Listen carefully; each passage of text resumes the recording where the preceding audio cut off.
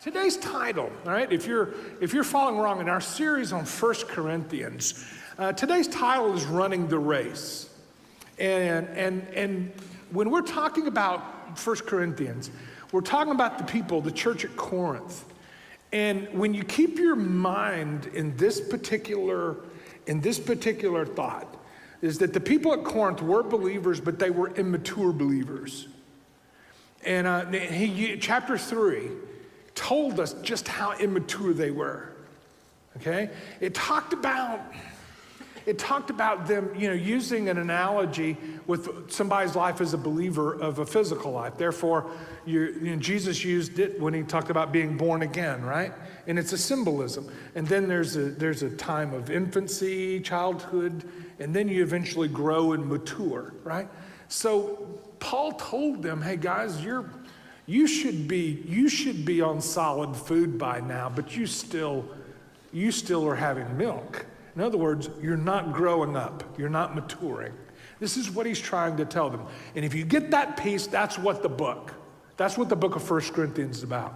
It is addressed to believers that, guys, we have to move on and grow. Grow up, right?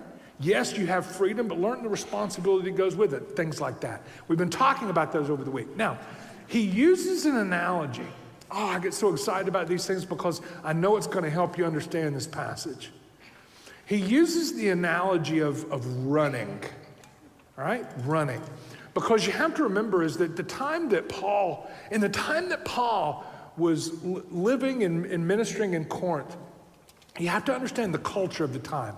It was a very avid sports time. I can't tell you, when you think about the Olympic Games, these were going on. The Corinthian Games were just almost as big as the Olympic Games, and they had all of these different things. And so athletics was a huge part of the culture. That's why Paul used it as an illustration. So the illustration is this, all right? Now get this in your mind. It's a picture. Therefore, he's going to talk about runners. Those, not like we would talk about runners, those who just run just for health, but we're talking about competitive runners.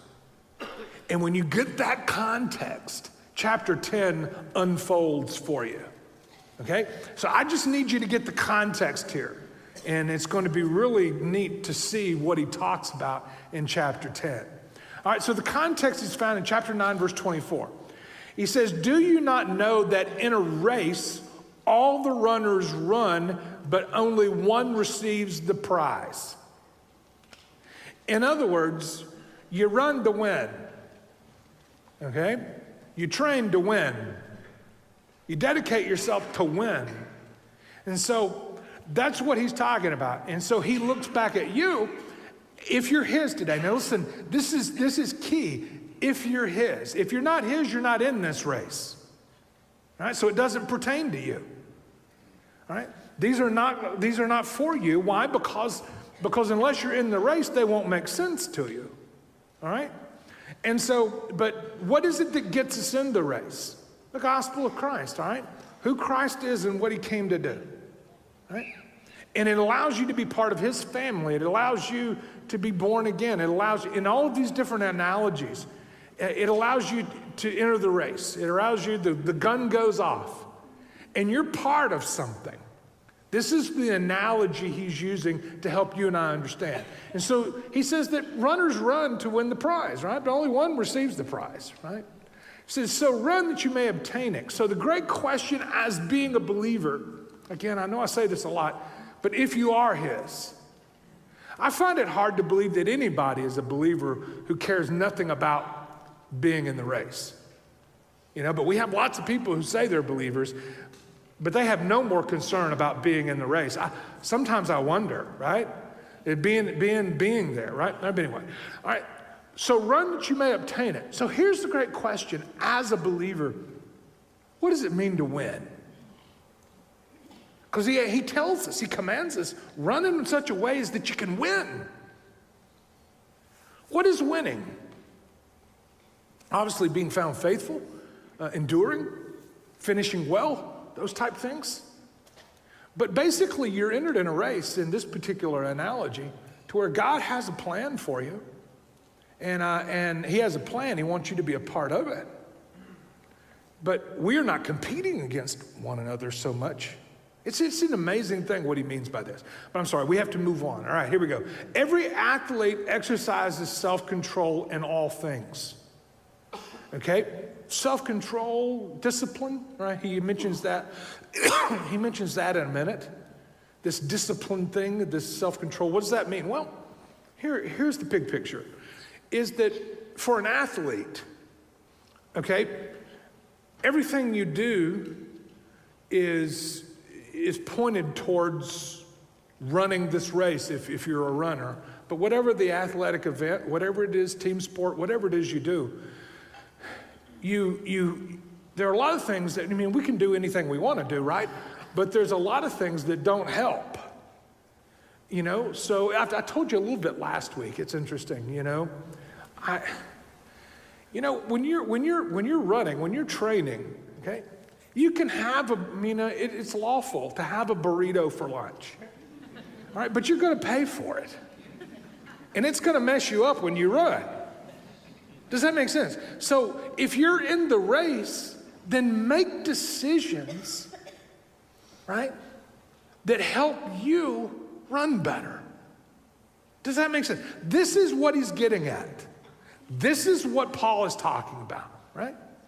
He says they do it, that is at the time he's talking, for a perishable wreath. You know, the only thing they won was this laurel wreath, right? They put on top of their head when they won the race. You know, it's basically a weed. Yeah, and all that work. But it's more than a weed, all right?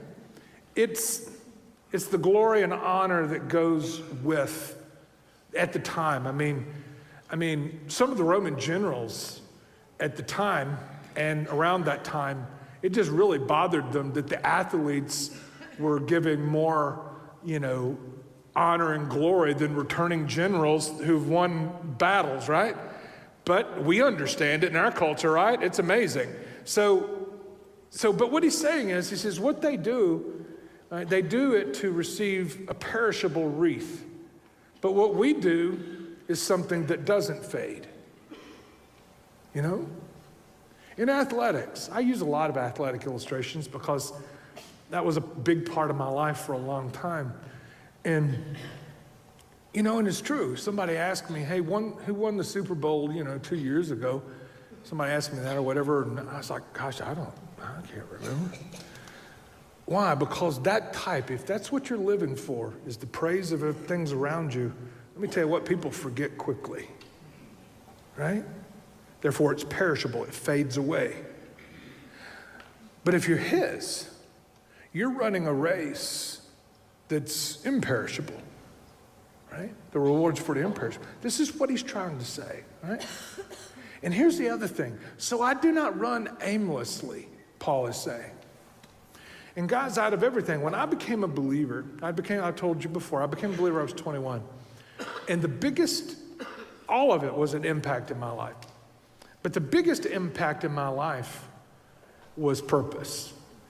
The past and forgiveness was wonderful. The future, heaven is a home. Okay, I've got a future that's secure. But the thing that changed my life personally the most is purpose. A reason to run. Because I longed for something that was a reason, right?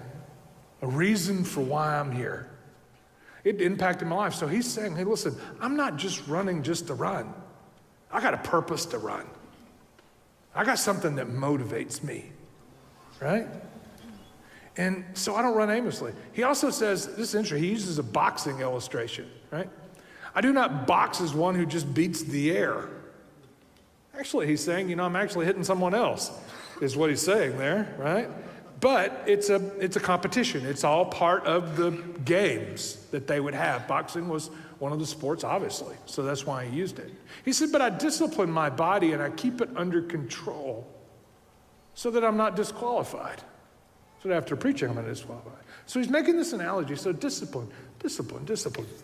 It's an interesting thing, this discipline word, right? The D word, I like to call it. I always like to say that everybody wants discipline, but very few are willing to go through what it takes to get it. It's a powerful thing to think on. But our culture struggles with this. This is why American Christianity struggles. I'm just going to be blunt with you, straightforward, because it's what he's saying, is that Americans are in this great search for what makes me happy. Right? They want to be happy. They want everybody in their family to be happy. But let me tell you what, if you only are interested in what makes you happy, you will never be disciplined in anything. Because discipline is miserable. But it's awesome when you get it. It sets you free to do things that you could never done before. Let me give you an illustration. And I remember I was a student pastor for lots of years. And Martha and I were in Savannah, Georgia. I was a student pastor in Savannah, Georgia. And we had a great time there. But I remember this kid, God bless him, part of it was his parents' fault, but he was one of the most ill-disciplined, lazy kids I'd ever come across. And I liked him. He was a likable guy, but anyway, and I don't know why, but this kid decides, to join the Marines. And so he takes he goes, literally, when we were in Savannah, he goes, I don't know, an hour north to Parish Island, and 12 weeks, boot camp, and whatever. And by the time he got his first leave or whatever, and he came home, okay, I didn't recognize the kid. I mean, unbelievable. And respect. He'd never said sir a day in his life.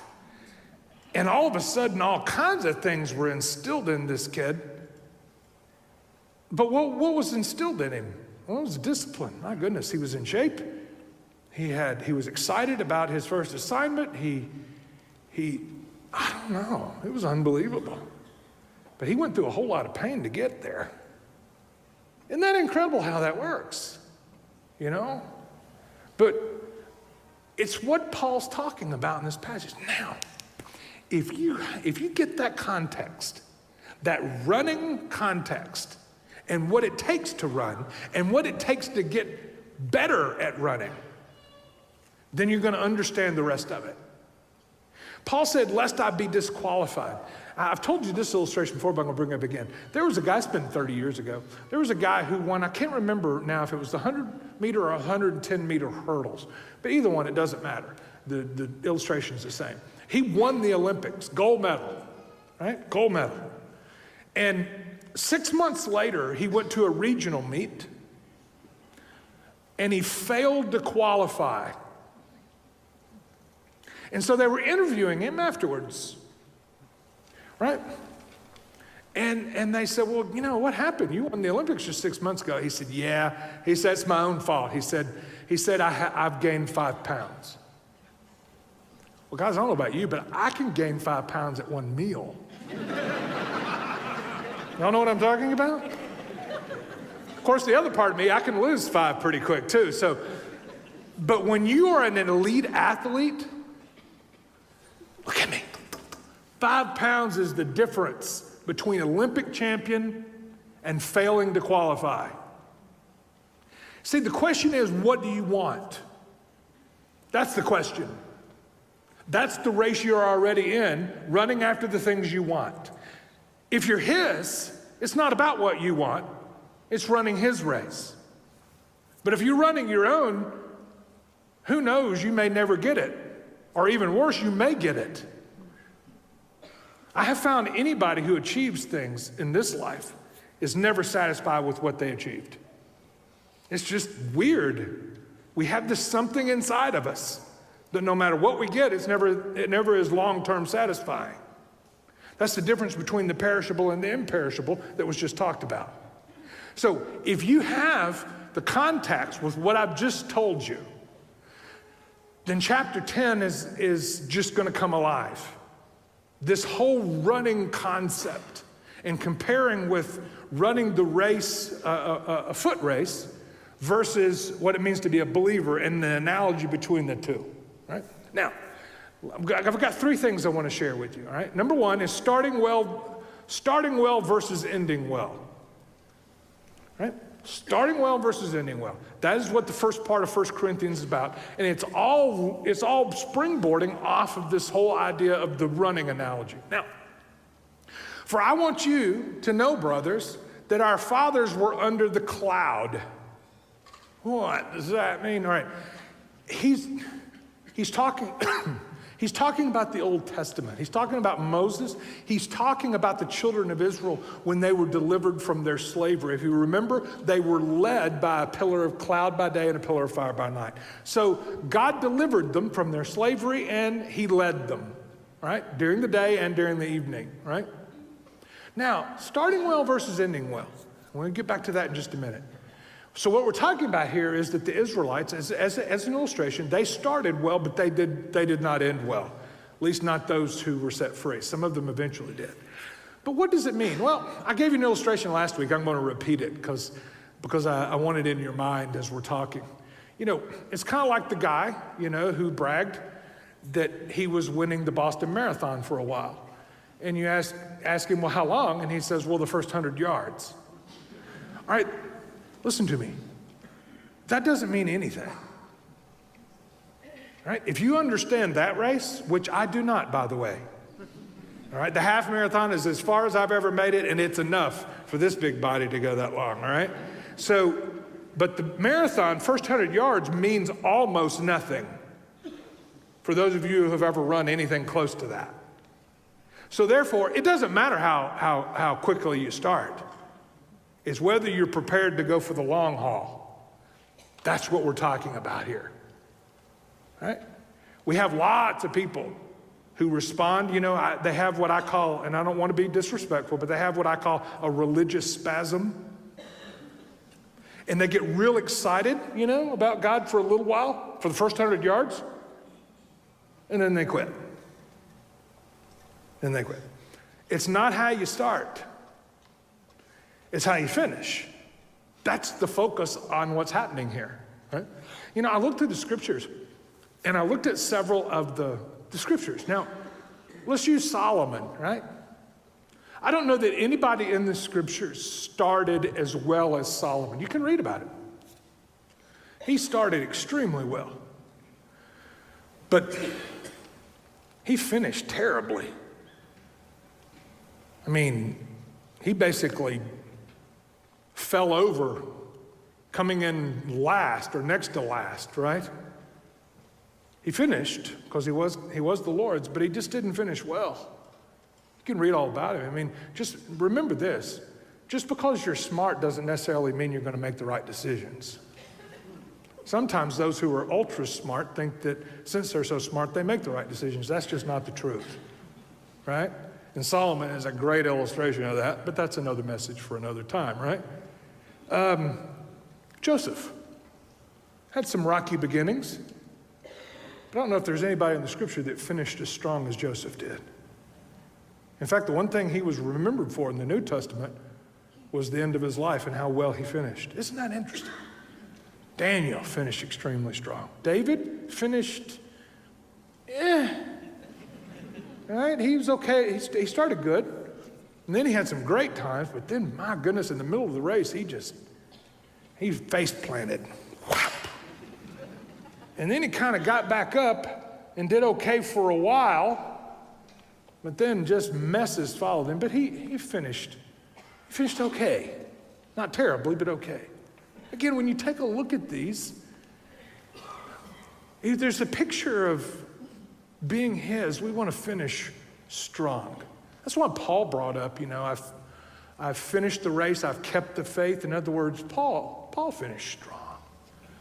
So, and I just want to tell you, I've been around lots of folks, obviously in 30 years and doing what I do, whatever it is I do, right? I've been around a lot of people, but for every 50 that start well, probably only one finishes well. Isn't that interesting? But be determined to be the person that invests in running the race better. Does that make sense? In fact, Sometimes I've been around athletes, obviously, those who lift weights, those who run, those who whatever, and sometimes they just want to eke out an extra tenth of a second. If I could just knock a tenth of a second, and they've been killing themselves for this little bitty, but it's their passion. It's who they are and it's what they want to do. What is it that keeps somebody like that going? A desire, right? It's amazing how it works. I want you to know, brothers, that our fathers were all under the cloud and all passed through the sea. And they were all baptized into Moses in the cloud and in the sea. Well, guys, just so you know, again, let's let the analogy, and you maybe have not put this together before, but now maybe it'll help you see. The children of Israel represent people who were in slavery. So the symbolism of the nation of Israel is for the life of a believer, all right? In slavery to sin, right? But they were in real slavery. God sends them a deliverer, Moses, and through several plagues, the Passover being one, which is a perfect picture of Christ, right? We still do the Lord's Supper, which is basically what that is that God delivered them from their slavery, okay? Set free from your sin, right? And then baptism is a picture of going through the Red Sea, right? You know, Red Sea, y'all know that one, Charlton Heston? Y'all remember that one? All right, and so their journeys after that are pictures of the life of a believer. That's what he's saying here. I just want you to pick up on it, right? They all ate the same spiritual food, manna.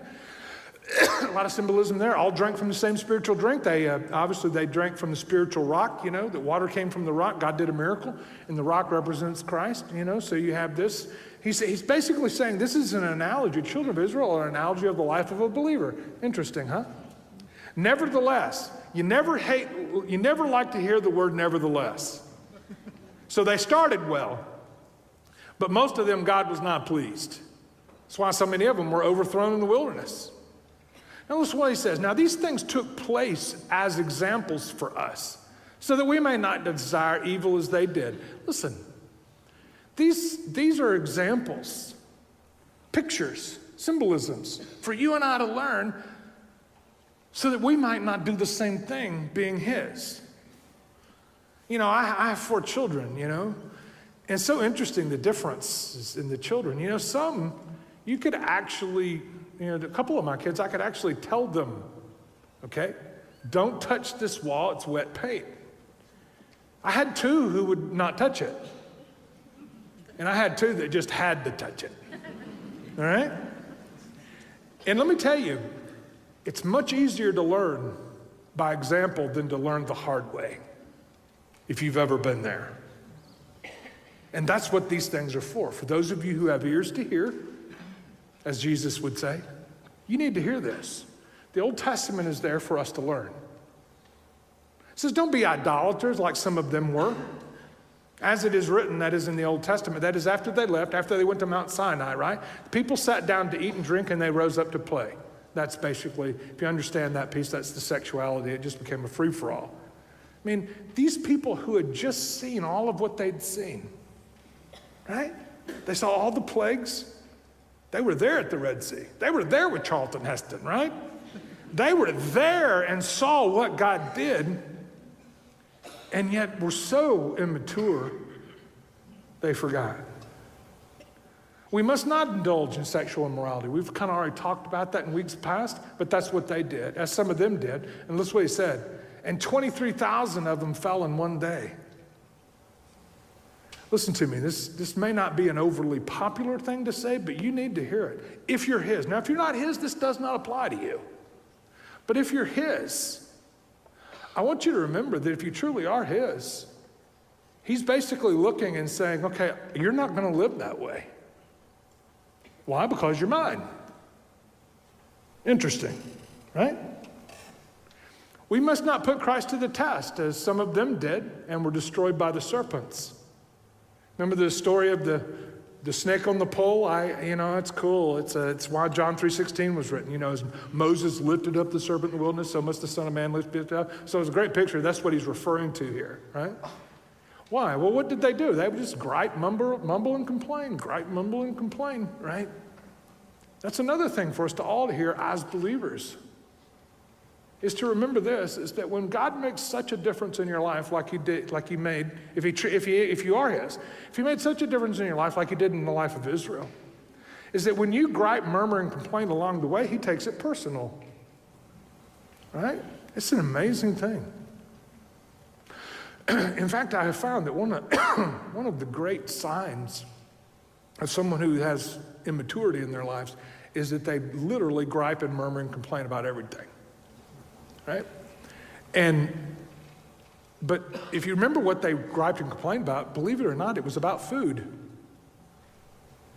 They were griping about, do you remember the fresh vegetables we used to have in Egypt? Yeah, but you were a slave in Egypt. Does that make sense? Is the immaturity fails to remember what God's done, and you start griping about not having enough onions to put in your stew.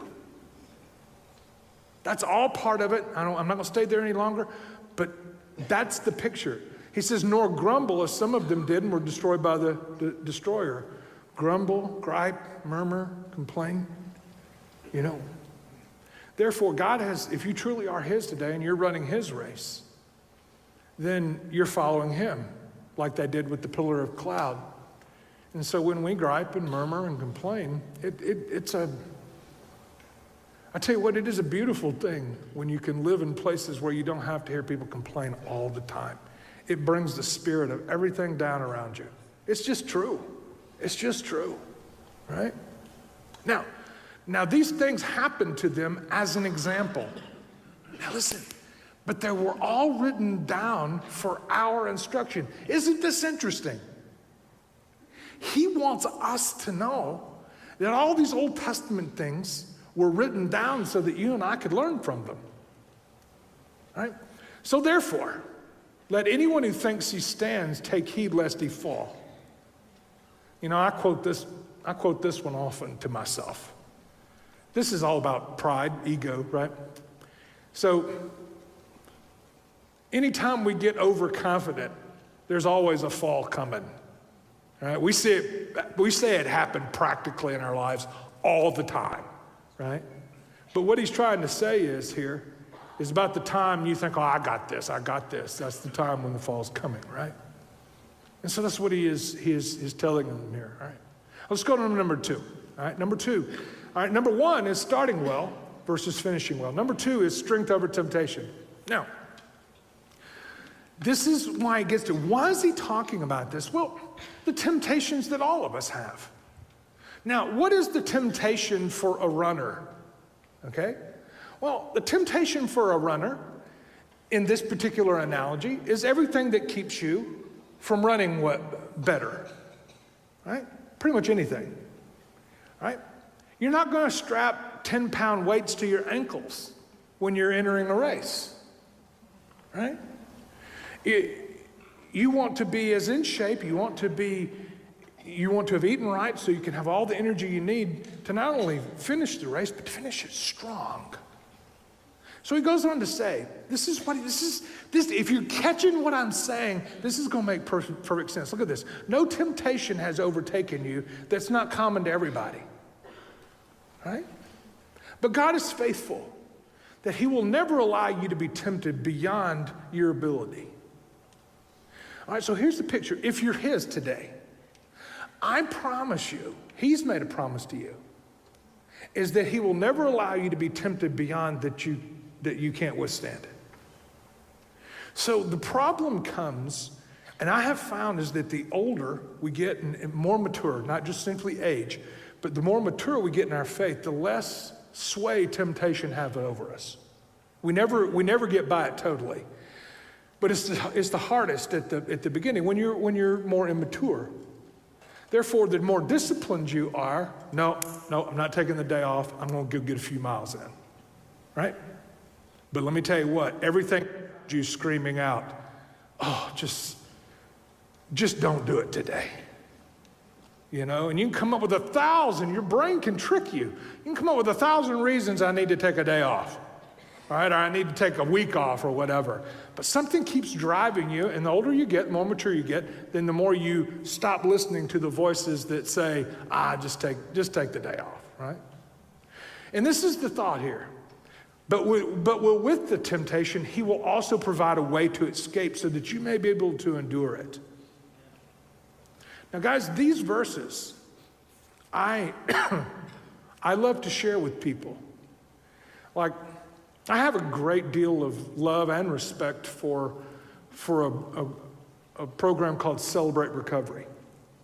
And I taught it for several years before I came to you, and I taught it a couple of years here. And we have it here, and it's basically a recovery, a 12-step program, but it's based on scriptures. But see, here's the thought. If you're his today, and you got something in your life that has its hooks in you. All right, listen to this. The scripture has already made a promise, right? That you have everything inside of you that you need to overcome whatever it is. All right? We're going to talk about that in the weeks to come. The same spirit that raised Christ from the dead now lives in you. You have the strength. You just need to get to the maturity level to where, in your faith, to where you understand how to draw on that strength. But God tells us that whatever hooks, addictions, whatever you want to call it, whatever it has in you, you already have the strength to overcome it.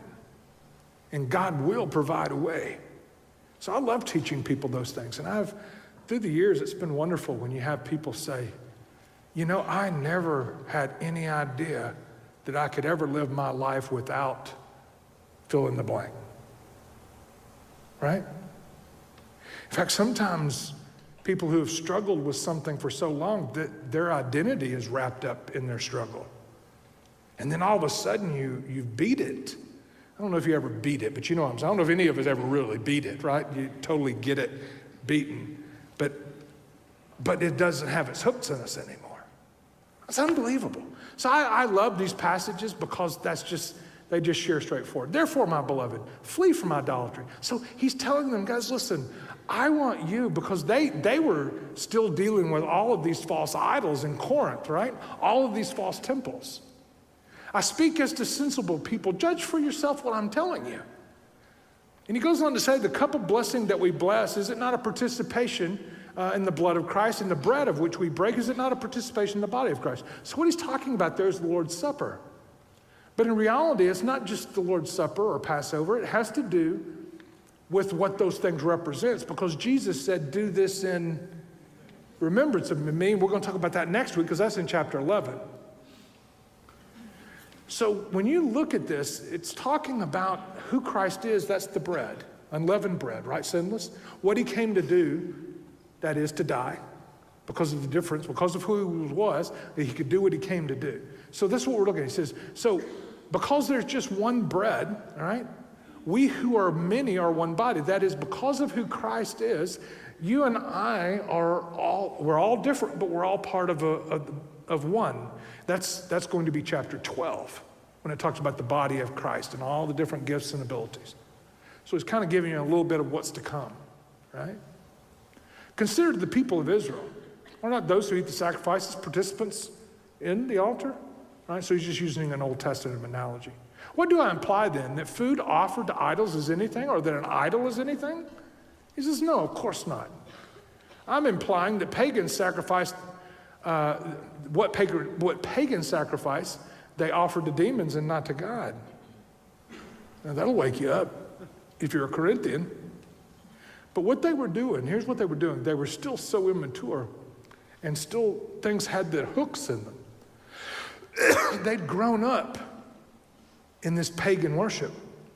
So while they had become believers, they were still real young, so they were still over here sacrificing to these false gods. And Paul was trying to get them, hey guys, you don't need any of that stuff anymore. But it had its hooks in them even though they were believers now. Does that make sense? It's incredible to think on. He goes on to say, listen, I just don't want you being participants with demons. Yeah, I can understand that. You cannot drink the cup of the Lord and the cup of demons, right? You cannot partake of the table of the Lord and the table of demons. We're going to provoke the Lord to jealousy? Are we stronger than he? Okay. So this thought of the strength over temptation, that is getting things out of our life that slow us down, right? Now, number 3 is freedom with responsibility. And we've already talked a little bit about this, but let's jump right into it. Now, All things are lawful for me, Paul said. So, as being free, okay, all things are lawful. So, as being a runner, I have the right to eat anything I want to, drink anything I want to. But so all things, now maybe you'll understand this passage. So all things are lawful, but not all things are helpful. The better word there, the reason they don't use it is because lots of people don't understand it, but the better word there is expeditious. Now, what does the word expeditious mean? It means when you're going on an expedition, you only take along what you need, because anything else just slows you down. So if you're going out to run 10 miles, right, in a race, or a marathon 13.1, whatever, all right, and you're carrying along all this extra stuff. You got 2 10-pound weights, on your legs, and you're carrying stuff. And what he's saying is, and you ask, well, can I take all this stuff? Well, yeah. But do you want to run fast? Or are you going to carry all this baggage with you? Right? No, get rid of the baggage.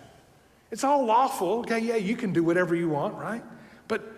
But it's not what's best. And if you want to run this race, then there's some things that just aren't worth it, right?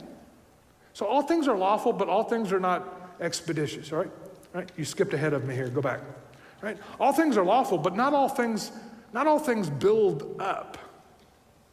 That is, help me get stronger. Mature, really. Build up is the word mature. Right? So you train to get better.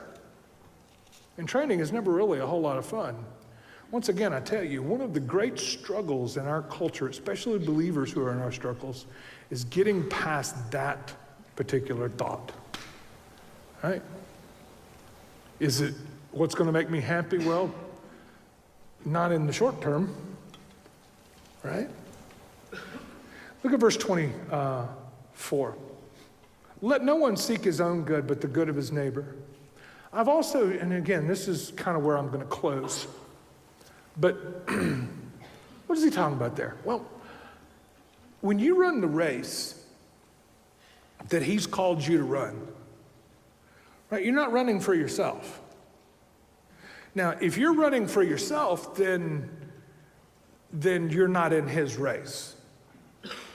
So therefore, I don't know that there's anything quite as depicting as immaturity in the life of a believer as self-centeredness, right? Egocentric.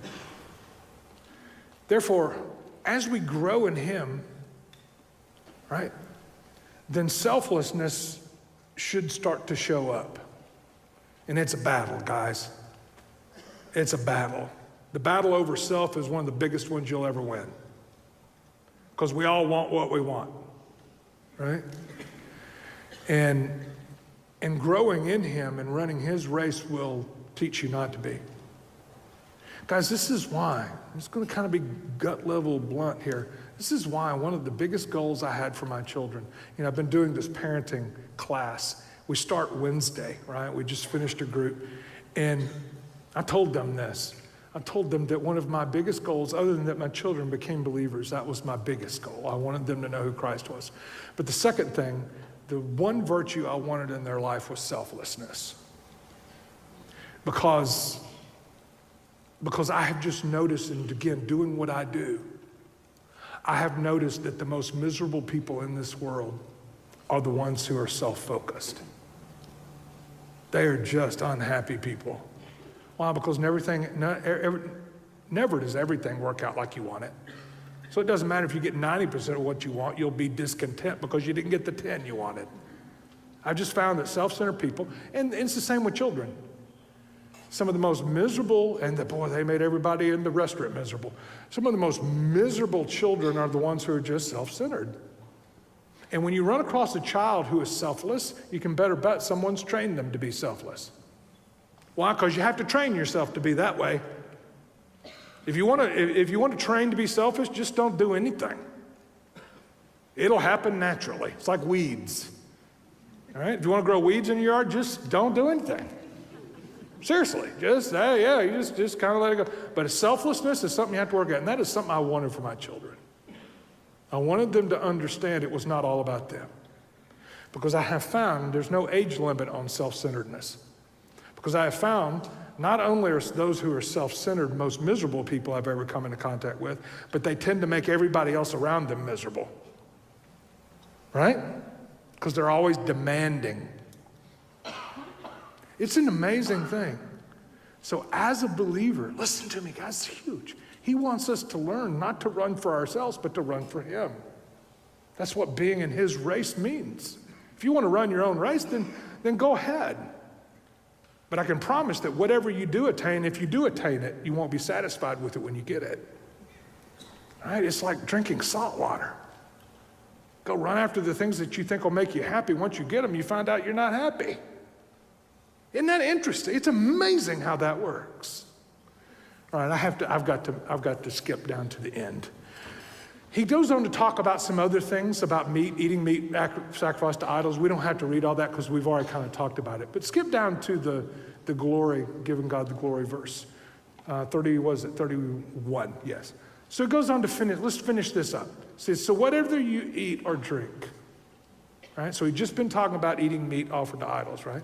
So whatever you eat or drink, or whatever you do all to the glory of God. Now think about the runner. All right, this is where I'm going to close. But let's tie all this together. Think about the runner. The runner trains and runs his race. And when he wins, it's just not a weed around his head that he's running for. He's running for what? Honor, glory. Right? I won. I was better than everybody else. Right? But those who run his race care little if we get any glory or honor as long as he gets it. That's as we grow in him. That's the goal we're running toward. Guys, we're not ever going to do it perfectly. Don't beat yourself up with that. But just keep running and you'll get better at it, I promise. But it gets down to the point, you talking about freedom. Freedom is that when you're running for his glory, there's great freedom when you run for that. And there's incredible stress you put on yourself when you don't run for him. Does that make sense? Amazing stuff. So whatever you do, eat, drink, whatever you do, right? Do all to glorify him. That's always been my prayer for me and for our church. Guys, let us be that. Not really concerned what the PR people, public relations tell us, but are we giving him the glory for the things that we do? Then we're starting to run the race in the way he's called us to run it, all right? That's good stuff, by the way. And it's one of those great things you can test a lot of motivations and reasons of not only what I'm doing, but why am I doing them, all right? And again, you won't do it perfectly, but it does give you an incredible purpose, a purpose that's so much bigger than yourself, but also has a non-perishable reward. It's a pretty cool thing to think about.